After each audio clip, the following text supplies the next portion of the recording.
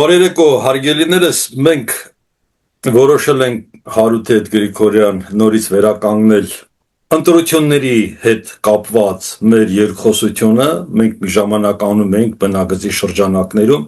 հետո դադարեցրեցինք, քանի որ աղմուկ աղաղակը այնքան շատ է մեր հասարակության մեջ, որ ինչ որ ասում ենք, դառնում պարզապես, որ մենք էլ ասենք, ես պարզապես ասել չեմ սիրում։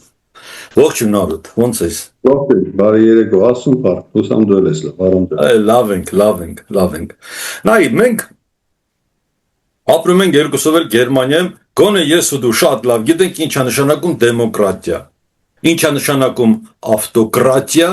ինչ է նշանակում պարտոկրատիա եւ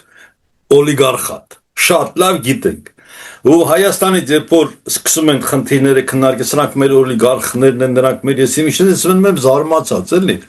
Տղերք ոնց որ տեղը չեն դերում, որ պատահական են ծիրան ծառի վրա ալնում էր, չոր ցոկոլ էր ասունանում մայիս ամսին։ Բոլոր տեղերը ծիրանը սպասում որ հունիսին դիսկսեն ծառի վրա 5 ցոկոլ կարմիրել է արդեն։ Հայաստանի ամբողջ քաղաքական էլիտան, պարտոկրատիան, բիզնեսոկրատիան, դու մի բառել են ասում։ Քրյա օլիգարխիկ էին օգտագործում։ Քրյա օլիգարխիկ չի աշխատում հիմա։ Կանք մեր ընտրական այս իրավիճակին ինչ որ կատարում։ Ուրեմն ես փաթեթային մոտեցում ունեմ։ Իշխանությունների համար ընդդիմադիրները պայքարում են իշխանությունը չվերցնելու համար։ Իմ բանաձևումը, եթե նրանք ցանկանում են իշխանությունը վերցնել, ապա 8 տարի ունեին բավական ժամանակ իշխանությունը վերցնելու։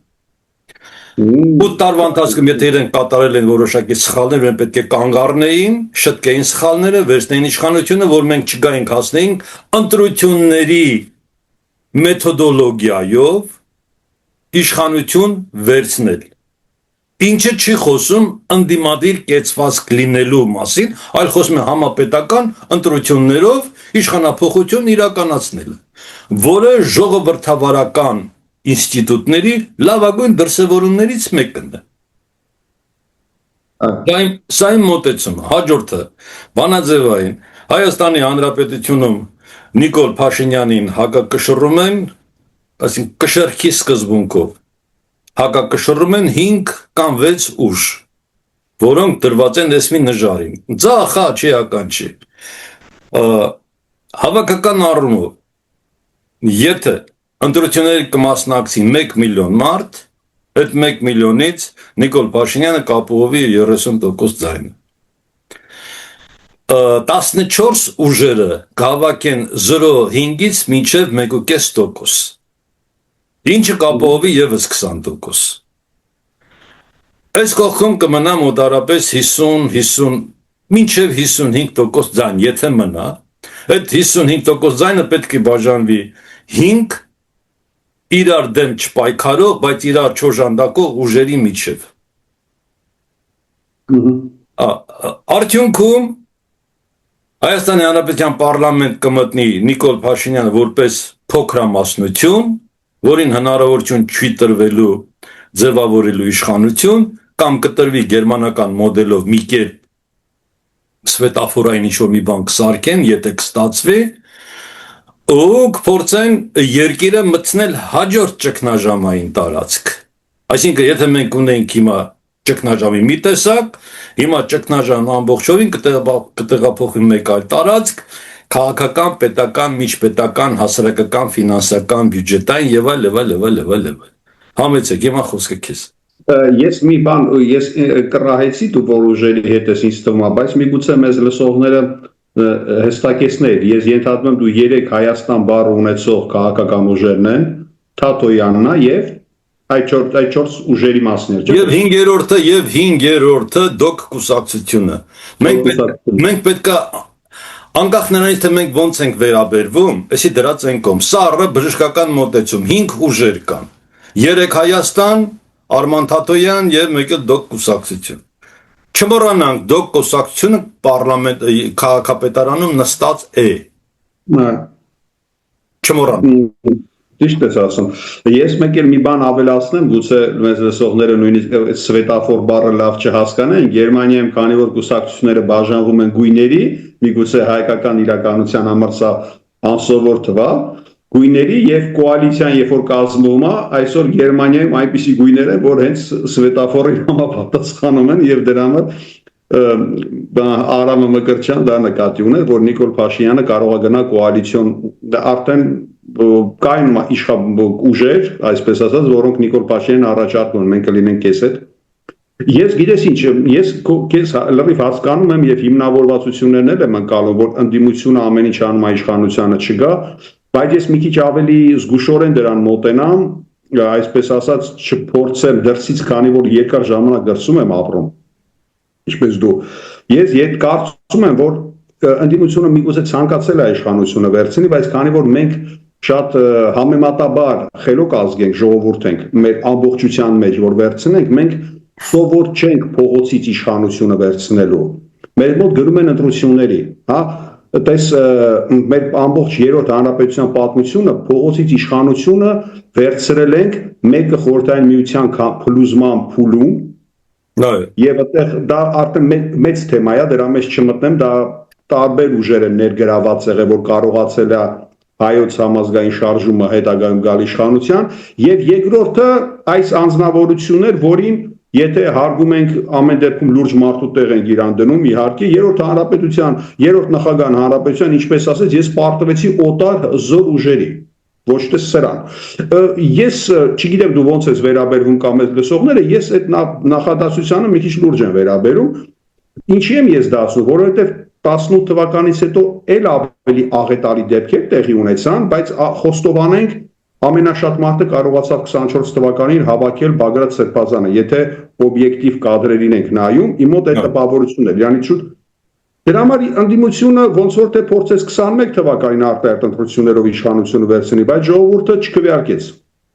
Ինչ պատճառներով։ Հիմա երկրորդ փորձն է եւ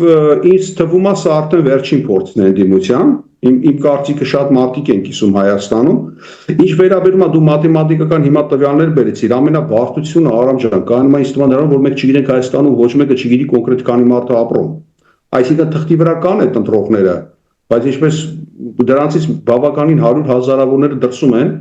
հիմա էլ մարդիկ վախենալու են Հայաստան գալ, որ իրանց չմեղադրեն ինչ որ ընտրակաշառքի համար Հայաստան գալու համար ու քվեարկելու համար։ Դրա համար այդ մտավախությունները, մտահոգությունները ավելի ճիշտ հիմնովին է, հիմք ունեն, այո, որ կարող է այդ մաթեմատիկական հաշվարկների հիման վրա այս իշխանությունը վեր արտադրվի, որ եկել է փողոցից իշխանության։ Եվ ճիշտը խոսենք, բոլոր ընտրությունները միգուցե 18 թվականի իհարկե ինքը շատ սատարողներ ուներ աշնանը, բայց այդ ընտրությունները իրավական տեսակետից ահաբեկչության ֆոնի տակ էին գնում։ Այսինքն ընդդիմադիր համապատասխան ուժերի ներկայացուցիչները վախենում էին նույնիսկ խոսել։ Բերք մեր խնդիրը հարցաշարի սկզբունքով անենք, էլի։ Ես քեզ որոշ նյութեր էի փոխանցել, ուրեմն մեր ժողովրդին ովքեր մեզ կլսեն, ժողովուրդ ջան, ուրեմն ես ձեզ առաջարկում եմ, գնացեք, ընտրեք նրան ում ցանկանում եք, բացի Նիկոլից։ Այս Աշոտ Ղազարյանի պատմությունն եմ պատմում, որ մտնում է խանութ, ասում է այն տուր, բայց անունը չտաս։ Մատով ողու շիշնա ցույց տալիս էլ, հիմա ձեզ ասում եմ Նիկոլին մի ընտրեք Նիկոլին, ընտրեք ումն ուզում եք։ Այդ ումն ուզում են 19-ի մասին խոսքը չի, առաջիկա 5 թիմերի մասին է խոսքը գնում, 3 հատ Հայաստան, Արման Թաթոյան, մեկ էլ դոկ կուսակցություն, ումն ուզում եք ընտրեք, բայց գնացեք ընտրեք, մի գցեք ուրիշի վրա այդ պրոբլեմը։ Ընտրեք, եկա Նիկոլն անցնում է պարլամենտ, բայց թող ինքը փոքրամասնություն լինի պարլամենտում ու տեսնենք ինչ հնարավոր կլինի, Սփյուռքն էլ փառք Աստծո, կարող է մի օր քնի ձարտն էլ, ինչ ասեմ։ Կարող է մի օր քնի ձարտ։ Հիմա վերադառնամ այն մոտեցումը, որ ես գրել էի, պատրաստել էի, կարևոր եմ համար։ Հիմա հասարակության մեջ ձևավորում է մոտեցումը, որ անհրաժեշտ է մերժել Արևմուտք եւ Ռուսաստան արհեստական ընտրությունը եւ վարել հավասարակշռված քաղաքականություն։ Որքանով է իրատեսական նման հավասարակշռումը ներկայիս աշխարհական պայմաններով։ Հայաստանը ի վիճակի է այդպես բալանսավորված քաղաքականություն վարել է այսօր։ Համեցի։ Իմ կարծիքով այո, Հայաստանի վիճակը, եթե լինի adekvat իշխանություն, բարդ է, այո, բարդ է։ Հայաստանում քաղաքականություն, աշխարհ քաղաքականություն Երևանից վարելը դա շատ բարդ է, ի համեմատ օրինակ Բեռլինից, Փարիզից, Վաշինգտոնից կամ այլ մայրաքաղաքներից մի շարք, բայց դա հնարավոր է, եթե լինի adekvat ծանրակշիռ էլիտա, որը արժեհամակարգի վրա պետք է հիմնվի եւ արժեհամակարգից ելնելով պետք է բարի արտաքին քաղաքականությունը։ Ցավոք սրտի ես հիմա կարող թվա քննադատողական եմ մոտենում, իսեր ասու, ես ընդդիմադիրների ասածներին համամիտ եմ իրանց հետ, որ համապատասխան քանակությամբ հայեր են աշխատում Ռուսաստանում, Ռուսաստանից գումար է մտնում, ես երեք կարդացի Ռուսաստանի համապատասխան բարձրաստիճան պաշտոնյայի գրությունը, հայտարարությունը, որ 3.4 թե մի խոսով 3 միլիարդից ավել ԱՄՆ դոլարներ փոխանցվել Հայաստան 25 թվականին եւ այլն, էժան գազ, էժան ծորեն, բայց եկեք ճիշտը խոսենք, եթե էժան գազի մասին խոսքը գնա, մեր Հայաստանի, այսինքն հարևանը, թշնամաբար Հայաստանի նկատմամբ տրամադրվածիկը կարա գազը սուբսիդավորված Հայաստանին մի քանի տարի տա։ Ինքը դրա համար կարող է կորցնի մի համապատասխան գումար, բայց դա հետո ինքը իրան այսպես ասած դա կհանի այդ գումարը Հայաստանից հետագայում։ Ինքը Արցախի վրա էլ է պատերազմի գումար ծախսել, բայց արդյունքում ինքը հաղթել է։ Ծորենը, ճիշտը որ խոսենք, անկեղծ Կանադայից կարա ծորենը Հայաստան գա։ Օրինակ հիմա Հայաստանի ընդդիմությունը քննադատում է, բա որ մենք ռուսներից կտրվենք, բանը Արմեն Գրիգորյանը անգրագետ է։ Ինքը ասեց բրինցք ուտենք, բայց Եվրոմիությունը ծորեն կբերի Հայաստան, եթե դրան հասնի, Թուրքիան է ճանապարհը կբացի ծորենի համար։ Ինչ եմ ուզում ասեմ, բացի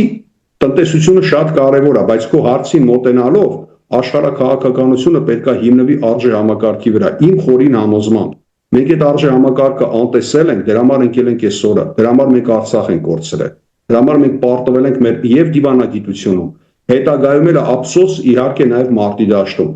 Տնտեսությունը նորից եմ ասում, չեմ ուզում թերագնահատեմ, ինձ ճիշտ հասկանան, հանգարց չմտածեն, որ փիլիսոփայում եմ, տնտեսությունը շատ կարևոր է։ Բայց նայեք օրինակ հիմա Գերմանիայի արտաքին քաղաքականությունը, ողնաշարը, դա գերմանական տնտեսությունն է, բայց արտաքին քաղաքականություն վարելով, եթե հիմա մենք Գերմանիայի օրինակը բերենք, արժե համակարգի վրա են հիմնվում։ Օրինակ ինչու են իրանք համապատասխան երկրին այսօր օգնում պատերազմում։ Սա արժե համակարգային մոտեցում է։ Մենք հիմա կարող ենք չսիրել արևմուտքին։ Հիմա Երևանում նստած ինձ լսող կարա անպատվի համապատասխան պաշտոնյային արևմուտքում։ Ինչ որ այլ բարերով վիրավորի Եվրոմիության հասարակությանը, բայց քաղաքականությունը հարգելիներս վարվում է արժե համակարգի վրա։ Մի տակը փող կա, բայց ներկայացվում արժե համակարգը։ Ինչու ենք մենք պաշտպանում այս պետությանը, ինչու ենք մենք պաշտպանում այն պետությանը։ Իսկ երբ որ մենք սա մեր դիսկուրսից հանում ենք, մենք տկլորանում ենք, մեր մոտ մնում է միայն փողը, իսկ փողը տալիս են։ Ես այսօր նայեցի այսինքն Հայաստանի վարչապետը հեռախոսը վերցրել էր, մի հատ, չգիտեմ, մի հատ գյուղ էր գնացել, շատ կարճ իր Facebook-ում, ու ինքը կարդում է, Ժորժ ջան, մենք եկել ենք այստեղ այսքան միլիոնես են բերել, այսքան միլիոնես են բերել։ Եթե հիմա փաստորեն մենք դառնում է ընդդիմությունը պետքա մրցավազքի մեջ մտնի Եվրոմիության հետ փողերի, այսինքն մեր մեծահարուստները, բարերարները եւ այլն ասեն մենք ավելի շատ փող ենք դնելու կամ Եվրոմիությունն է Հայաստանում փող դնելու, մեզ քվեարկեք, որտեղ մենք ավելի լավ ենք փողից։ Եվրոմիությունը կբարձրացնի դրույքաչափը։ Դու կարևոր բաների ես մոտենում, արժե համակարգի խնդիրը, ինքը ֆունդամենտալ է այդ մասով։ Զանգագայից մի հատ անջատեմ, շարունակենք։ Ուրեմն, այսինքն եթե մեզ Ռուսաստանի կապում է էժան ծորենը, կներեք, ես կարող եմ այնպես դա ներկայացնել, որ այդ ծորենը մեզի պետք է չի։ Մեզ իրոք Ռուսաստանը պետք է որպես դաշնակից, մենք պետք է ունենանք արժե համակարգային կապ այդ պետության հետ։ Ուրեմն, Եվրոպան ձևավորել է արժե համակարգ։ Ռուսաստանը իր հերթին ձևավորել է արժե համակարգ։ Գնանք արժե համակարգի արմատներին։ Ռուսաստանն ունի արժե համակարգ, գնանք այդ արմատներին, հետո մեր տարածաշրջան ունի արժե համակարգ, գնանք մեր տարածաշրջանի արմատներին, մենք հեռու չգնանք։ Այդ արմատները անփոփոխ են, եթե այդ արմատները չլինեն, ուրեմն մենք չենք խոսի եվրոպական արժե համակարգի մասին, կամ ռուսական, կամ մեր տարածաշրջաններին։ Հիմա եվրոպական արժե համակարգի հիմքը վերածնունդն է, ուզում ենք, չենք ուզում, հասկանում ենք, չենք հասկանում, այդ ուրիշ խնդիր է։ Մերսեդեսը չի, Մերսեդեսը հետևանքն է ընդամենը։ Ռուսաստանի արժե համակարգը կայսերական արժե համակարգն է։ Ինքը պայքարում է որպես կայսրություն ներկայանալու Չինաստանի հետ հանդիպումը, Տրամպի հետ հանդիպումները իրեն կարվում են այդ ֆորմատով։ Ինքը ուզում է ամրապնդի, որ ինքը կայսրություն է։ Դուք պետք է հաշվի նստեք կայսրության հետ։ Ինքը էական չի, քանի մարդ է ապրում։ Հարուստ է ապրում, աղքատ է, ինքը էական չի։ Սա Ռուսաստանի դիրքորոշում։ Ուրեմն վերածնունդ կայսերական սկզբունքներ եւ տարածաշրջան, որտեղ ապրում ենք մենք, կա Օսմանյան կայսրության ժառանգության արմատներ եւ կա Իրանի ժառանգության արմատներ, որոնք իսլամով իրար հետ եղբայր են, երկու գաղափարախոսությամբ տարբեր։ Այս տարածաշրջանում մենք պետք է ապրենք։ Հիմա, եթե մենք չենք հասկանում, որ մեր պետությունը ինչպես է ձևավորվել, ինչ պրինցիպներով է ձևավորվել Հայաստանի Հանրապետությունը։ Եվ որ արժե համակարգի վրա է ձևավորվել մեր պետությունը։ Ուրեմն մենք չենք հասկանում մեր ապագան որտեղ է։ Այստեղ Ռուսաստանի խնդիրը չի լինելու, չլինելու կամ Թուրքիայի, Իրանի, դա չի։ Մենք պետություն մենք ստացել ենք պետություն մի հատ, որը ձևավորվել է որոշակի պրինցիպների վրա, որոնք ձևավորվել են անմիջապես Ռուսաստանի մասնակցությամբ, Ռուսաստան-Անգլիա, Ֆրանսիա կամ Ռուսաստան-Թուրքիա, Ռուսաստան-Իրան հարաբերություններում։ Վերջի 100 տարվա ընթացքում Ռուսաստան-Միացյալ Նահանգներ ֆորմատով։ Վերջի 100 տարում։ Ընդ որում ռուսական պետականության տարածքների վրա, այսինքն մենք չենք կարողացել ստեղծել հայկական պետություն Արևմտյան Հայաստանում։ Մեզ մոտ ստացվել է հայկական պետականությունը ստեղծել Արաքսգետից դեպի արևել։ Հələ բեր մի հատ արժե համակարգ, հետո քաղաքականացնենք խնդիրն էլի։ Արժե համակարգը դու նաև ինձ թվում է կարևոր աստեղ կրոնը մտցնել, որտեղ Ռուսաստանը բացի կայսերական Վերջի բանն է ասում։ Վերջի արժեքն է ասում։ Ուրեմն մեր պետությունը ձևավորվել է միայն նրա համար, որ մենք քրիստոնյա ենք։ Իրանք դա ընդունել են որպես հիմք եւ մեզ ձևավորել են որպես պետություն, ճանաչել են եւ հիմա են ճանաչում որպես քրիստոնեական արմատով պետություն, իսկ Նիկոլը խզարում է այդ արմատը։ Այս արժե համակարգը, երբ որ Արման Բաբաջանյան կա պատմում, ես իրեն երկու տող գրել եմ։ Ընկեր, դու Եվրոմետությունը մի կառուցի Ռուսաստանին հակադրվելու վրա։ Օսմանյան կայսրն ասում էր, եթե բուլղարացիները ցանկանում են ինքնավարություն, դա ես հասկանում եմ։ Բայց որ հայերն են ցանկանում ինքնավարություն, չեմ հասկանում, կայսրության 80%-ն իրենցն է։ Չեմ հասկանում։ Հիմա, եթե մենք խոսում ենք, մենք Չեչնիա չենք։ Ռուսաստանի համար մենք, չգիտեմ, ինչ-որ մի հատ գուբերնիա չենք ոնց որ ներկայացնենք, մենք մի հատ սուբյեկտ ենք, որը կոնկրետ ֆունկցիա ունի, արժե համակարգային ֆունկցիա ունի։ Եթե ցանկանում են Ռուսաստանի հետ իրավահարաբերություններ կարգավորել, ապա արժեքային համակարգը բերել եւ Ռուսաստանն ասել, ուրա ձեր քրիստոնեությունը, պարոն Վլադիմիր Վլադիմիրովիչ, где православие։ Այո, բայց Ռուսաստանն էլ է իմ կարծիքով նման բան մեզանից ակնկալում։ Վերջերս եկեք ճիշտը, հիմա մի քիչ կարող է տհաճ բան հնչի, բայց սա ճշմարտություն է պատմական։ Արցախում հայերը մեծամասնություն են կազմել ի շնորհիվ ռուսական կայսրության քաղաքականությանը։ Սա պատմության փաստ է։ Ռուս պարսկական պայմանագրի հիման վրա Լեռնային Ղարաբաղ հարավից տեղափոխվել են հայերը ռուսական կայսրության տարածք։ Այսինքն ինչ եմ ուզում ասեմ։ Բացի մեզնից մեր հայրենիքում մեր գլխականակի ավելացումը ելնելով աշխարհակաղակական եւ շահերից եւ համակարգային արժե համակարգից ձեռնտու է ռուսական պետականությանը։ Խնդիրը այստեղ ռուս ազգի մեջ չի կամ գործող նախագահ Վլադիմիր Վլադիմիրովի մեջ չի, խնդիրը այդ պետության արժե համակարգն է, պետականության իր շահերից բխող արժե համակարգն է։ Ինքը ցանկանում է Հարավային Կովկասում համապատասխան տարածքում հնարավորինս շատ հայ տեսնել, ենթադրելով, որ այս քրիստոնեական ժողովուրդը իր հետ համահունչ համագործակցելու է։ Հիմա բայց սա ես քեզ ուղղակի ասեցի այն տեսակետը, որը ընդեղից նայում են այս ամեն ինչին, բայց ամենակարևորը մենք ինչ ենք ցանկանում, որովհետև մեր մոտ կա կներես sense մի բան, հիշում ես, որ 18 թվականին մոտ 100,000 մարդ ըստ մամուլի հաղորդակցության, ես չեմ հաշվել իհարկե, ինչպես ոմանք են ԱԹՍ-ով հաշվում են վերևից համապատասխան ՀԿ-ն, բայց ասում են 100,000-ից շատ մարդ եղել է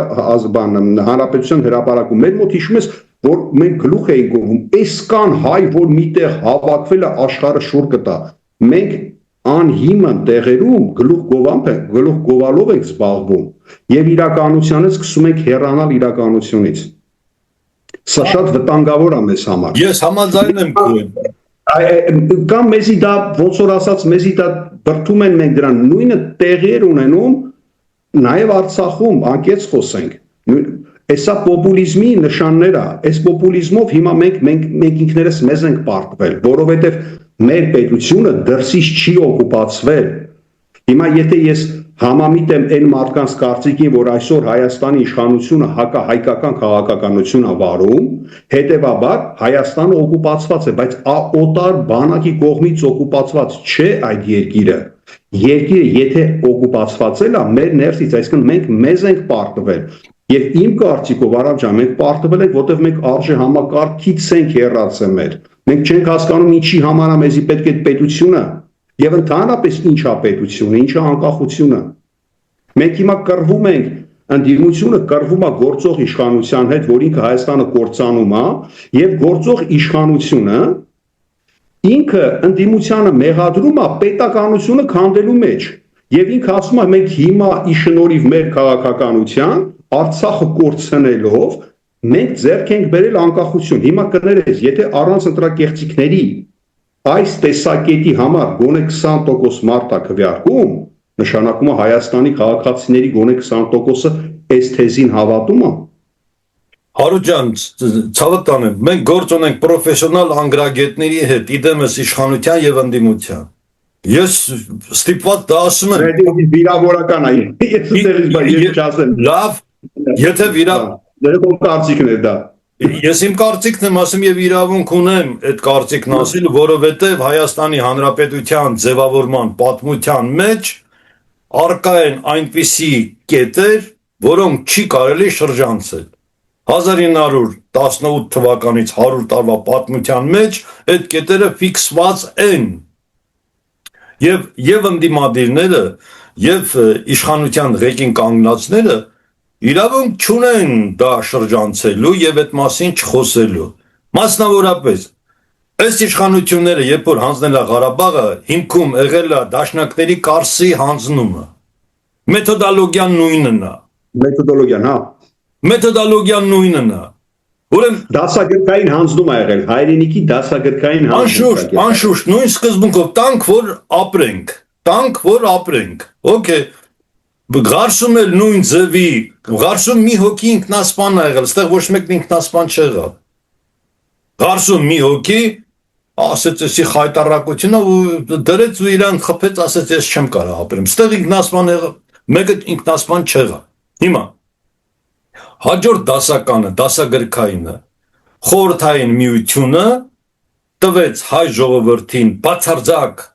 տնտեսական հնարավորություններ ամբողջ ֆորմատով, որ 1928 թվականին հիմնադրվեց ինդուստրիալ եւ ակադեմիական Հայաստանի հիմքը։ Մենք այսօր ես որ խոսում ենք մենք միասին, մենք խոսում ենք այդ ժառանգությունից ստացած գիտելիքներով եւ այն նյութական բազան, որը ինձ ու քեզ հնարավորություն են տվել, կրթվել, սովորել, աշխատել եւ ինչ-որ մի բան անել։ Դա երկրորդը։ Հիմա գալիս ենք երրորդ этаպը։ Երբ որ այս իշխանությունները այդ երկուսը վերցրեցին եւ հրճակեցին Հայաստանի Լևոն Տեր-Պետրոսյանը վերանվանել Հայաստանի խորհրդային սոցիալիստական հանրապետությունը Հայաստանի հանրապետության։ Այս էլ դասագրքային ձևով լեգիտիմացրեց իր մասով 29840 կիլոմետրը, որտեղ գրված է հռչակագրի մեջ վերանվանել Հայաստանի խորհրդային հանրապետությունը Հայաստանի հանրապետության։ Ուրիշ բան տեղի չի ունեցել, վերանվանումը տեղի ունեցել։ Հիմա այս քայլերի հերթականությունն եկել է Նիկոլը իրան դաս տվել են ինքն ասում է Արցախը միշտ եղել Ադրբեջանի կազմում։ Իրան է Լևոնը իրան պետք է հակադարձի, Լևոնը չի հակադարձում, Սերժը պետք է հակադարձի, չի հակադարձում, այսինքն պետության առաջի 3 լիդերները պետք է հակադարձեն, չեն հակադարձում, այնպես ինչպես որ անհրաժեշտ է հակադարձել իրավունքի եւ պետության ձևավորման այդ ամբողջ ֆորմատների մեջ, բնականաբար ավանդական կուսակցությունները նաեւ Հիմա մեր խնդիրը որպեսի առաջ գնա, մենք պետք է այս դասագրքային մոդելից դուրս գանք եւ մեր ընդդիմադիրները այսօր որ կան, իրենց էլ ասենք մի շարունակեք այդ դասագրքայինը։ Հայաստանը կմեծացնենք, կչաղացնենք, կբոյովացնենք։ 29900-ի մասին չի խոսքը գնում, այլ 29743 այդեր ցավը տանեն։ Դե ոնց որ թե երկրորդ նախագահան Հայաստանի շատ թեթև դիվանագիտորեն իր ելույթներից մեկում դա ասեց, որ հիմա գործող իշխանությունը իրան մեղադրում է պատերազմ հրահարելու մեջ, որ ասեց Հայաստանի անկախությունը, թե հայկական պետականությունը չպիտի սահմանափակվի 29000-ի մեջ։ Իսկ քո ասած այդ գլխավոր կետը կարևոր շատ, հիմա ունը չտամ քաղաքական գործիչներից մեկը հաճախ ասում է, որ խորհրդային Հայաստանը ինքը այդ մեր իմացած այդ 29000 ունդեղ ստորակետ մի քանի 100 կիլոմետրը չէր, այլ 90 թվականին, այսինքն 89 թվականին Արցախի լղիմը 4800 քառակուսի կիլոմետրով միացել է Հայաստանի Հանրապետությանը եւ Երևանը դա ընդունել է որպես լեգիտիմ, անկախ նրանից Մոսկվան ինչ է մտածում կամ Բաքուն։ Հետևաբար պետական իրավունքի համաձայն հայկական, երբ որ Հայաստանը խորհրդային միության իրավահաջորդն է, առնվազն այդ 4800 քառակուսի կիլոմետրը, բայց սրա մասին ոչ մեկը չի խոսում, բացի մի քանի քաղաքական գործիչից։ Համաձայն ներկայացնում։ Դա էլ կա, հիմա մենք ես ու դու սփյուռք ենք։ Հիմա այս սփյուռքի հետ կապված որևէ մեկ քաղաքական ուժ կարողանամ, որ ռուսներն ասեն չլենա ռազդելն է, էլի։ Մի հատ ասեն, որ մենք սփյուռք ունենք եւ այդ սփյուռքը այդ մասաժանելով սփյուռքի մասին բերեք մոռանանք, էլի։ Լավն եք, բա փող տվեք, հեսա ձեր համար մի հատ անկյուն կսարքենք, կնստեք ցիտիկ միտիկ կնկարեք։ Ոտե չէ 15 միլիոնն ենք, այս 15 միլիոնի հետ կապված մի երկու բերան Արման Թաթոյանն ասում է, եւ դժվար է երևի ասելը, մի երկու բերան է Ծառուկյան բան է, ներողություն։ Սամվել Կարապետյանն ասում, բայց ինի խնդիրը քաղաքականությունից տեղափոխում է բիզնեսի տարածք, ասում է դե եկեք ստեղ կմեծացնենք, մենք էլ դոգն է ասում, որ իմ հայրենիքը Արևմտյան Հայաստանն է, Արցախն է եւ այլն։ Գոնե այս մեկն ասում է։ Հիմա ոնց անենք, որ մեր ձայնը դառնա հասանելի։ Ու ինչ ձևով։ Շատ բարդ խնդիր է ինքը, տես, մենք շատ առաջին հարցը ինչից սկսեցինք, որ մենք ունենք պետականության ընկալման խնդիր։ Այսինքն որպեսզի մենք կարողանանք հասկանալ ի սկզբանե սփյուռքը ինչ պետք է անի, մենք այն հարցին պետքա դեռ Երևանում կարողանան իրանք պատասխանեն Հայաստանը ինչ է։ Օրինակ հաճախ բնական է դու էլ ես դրա հետ առնչվել այդ թեմային մենք ունենք մոտ 8 րոպե ժամանակ մենք համեմատում ենք մեզ հрьяաների հետ իրանք Իսրայելում որոշել են պետություն ինչ է հետո են սփյուռքի հետ սկսել հարաբերվել եւ սփյուռքն էլ հարաբերվել իր պետության հետ հիմա իմ կարծիքով սկզբից պետք է մի հատ Հայաստանում իրանք խելքի գան այսինքն Հայաստանի քաղաքացիները որոշեն իրանք ապագա իշխանության հետ այդ երկիրը ինչ ճանապարհով են տանում որտեղ 91 թվականին հիմա դու քննադատեցիր իմ կարծիքով Լևոն Տեր-Պետրոսյանի ճանապարհը ես կարող եմ քննադատեմ կամ չքննադատեմ էական չի այդ ճանապարհը արդեն քանդվել է ինքը եկել է իր հանգուցալուծմանը որովհետև այն ինչի համար այդ պետությունը ստեղծվում էր, մեզ թվում էր ամեն դեպքում, որ մենք ազատագրում ենք մեր պատմական հայրենիքը, մենք այդ հայրենիքը կորցրել ենք ցավոք սրտի եւ այդ փիլիսոփայությունն է քանդվել։ Հիմա մեզ պետքա նոր ճարտարապետություն, նոր մեր ոնց որ ասում են, մեր ազգային ավանդույթների վրա հիմնված, գուցե նաեւ հայ առաքելական եկեղեցու վրա հիմնված, բայց դա Հայաստանի բնակիչները պետքա որոշեն, նոր պետության փիլիսոփայություն պետքա ստեղծեն։ Պայմանական ասենք 4-րդ, 5-րդ հանրապետություն, էական չի թվերի ես հիմա չբանանեմ եւ դրանից հետո սփյուռքից խոսենք։ Սփյուռքը նաեւ ես ու դու սփյուռքում ենք ապրում, այսինքն մենք այսպես ասած նույնպես սփյուռքահայեր ենք։ Սփյուռքը ինքն էլ պետքա չէ կարողանա կազմակերպվի, որ ինքն էլ հասկանա ինչ կարող է ներկայացնել իր հայրենիքին։ Ոստեղ մենք կառաջանա մի բան, հիմա ես ու դու հայ առաքելական եկեղեցու զավակներ ենք։ Սփյուռքում կան մարդիկ, որոնք կաթոլիկ եկեղեցիականներ են։ Սփյուռքում կարող է լինեն հայեր, որոնք ասեն մենք հայ ենք, Հայաստանը մեր հայրենիքն է, բայց իրանք լինեն պայմանական ասած մահմեդականներ։ Հայերեն չխոսան ընդհանրապես։ Մենք Սփյուռքը ինքն էլ պետք է կարողանա այդ քո ասած միլիոնները, 15 միլիոն ասեցիր, ինքը ձևակերպվի։ Սփյուռքը նայ Ռուսաստանում ամենամեծ հայկական սփյուռքն է, պայմանական ասեն, Վառոնեժի դասախոսը ինքը կարծում է, որ այսօրվա հատուկ ռազմական գործողությունը արդարացված է։ Միգուցե նաև նա մտածում է, որ եւ կարծում է եւ վստահ է, որ համապատասխան այդ հարևան երկրի մայրաքաղաքը իր երկրի, որի քաղաքացի ինքը հանդիսանում է, մշակութային պատմական արժեքյամ ներկայացնում եւ պետք է ազատագրվի։ Բայց մենք ունենք սփյուռք նաև, որը Ֆրանսիայում Մակրոնն է քվեարկում։ Մենք ունենք սփյուռք, որը Միացյալ Նահանգներում Տրամպ է քվեարկում կամ Բայդեն է քվեարկում։ Հիմա այս մարդիկ Հայաստանի Հանրապետությանը ոնց պետք է աջակցեն, ինչ հասկանում ես, ինչ նկատի ունեմ, դա պետք է Երևանում իրանք կարողանան ճիշտ հասկանան, որովհետև օգնել կարող ես այն կողմի, որ այդ օգնության կարիք ունի կամ ցանկանում է այդ օգնությունը ստանալ, այլ ոչ թե ոնց որ ասեցի, եկեք ներդրումներ արեք, մենք ձեզի հարկերից կազատենք։ Մի քիչ չգիտեմ, ես հարակը մի քիչ ասեցի, ինքը մեծ թեմա է։ Ինչ եմ ես առաջարկում մեր լսողներին շատ կարևոր եմ համարում գնան մասնակցեն ընտրություններին եւ ձայնը տան առաջի 5 տեղը զբաղեցնող քաղաքական ուժերին 3 Հայաստաններին, Արմանդ Հատոյանին եւ Դոկ Կուսակցությանը։ Սրանք ասելիք ունեն։ Որոշները կարող են անհամաձայնություն ունենալ Դոգ հետ, ես էլ անհամաձայնություն ունեմ։ Բայց ես անկեղծ ասեմ, անկեղծ իմ կարճ ասեմ իմ կարծիքով, ես քեզ չեմ ուզում բանթատած լինեմ կամ քո կարծիքին ընդդիմանամ, ես Դոգին որպես քաղաքական կատեգորիա ամենայն հարգանքով չեմ կարող ընդունեմ։ Իմ համար որպես բլոգեր է ինքը, բայց խնդիրը նայ, ես խնդիրը չեմ նայում, եթե իմ չափանիշներով նայեմ, Հայաստանում քաղաքական ուժ չկա։ Այսինքն եթե այն ինչ որ մենք ասում ենք քաղաքականություն, բայց մենք խոսում ենք Հայաստանի ձևաչափով։ Հիմա Հայաստանի գեներալին ոչ ենք դնի Պենտագոնի գեներալի կողքին, չի աշխատում, չէ, երկուսն էլ գեներալ է։ Կամ մեր ակադեմիկ Խաչիկյանը ու դնենք, ասենք, մեկ ուրիշ ակադեմիկ բանի կողքին չի աշխատում։ Բայց ինչ ունենք։ Ես առաջարկում եմ գնան ընտրությունների, ձայնը տան, դրանցից որևէ մեկի։ Ու հնարավորության դեպքում իրեն շրջապատում բարձրաձայնեն, որ Նիկոլին քիչ ձայն տան, չտան ձայն, լռելային գնան, իրենց լուր անհամաձայնությունը այդ քվյատ հերթիկի վրա գծեն ու դուրս կան։ Սա է միակ լուծումը, որտեղ ես դիմում եմ իմ ազգականներին, ովքեր ինձանից ինչ որ օժանդակություն են ստացել, նյութական, բարոյական, գնացեք Նիկոլին են քվյարկեք, ձեզ փող չեն փոխանցել։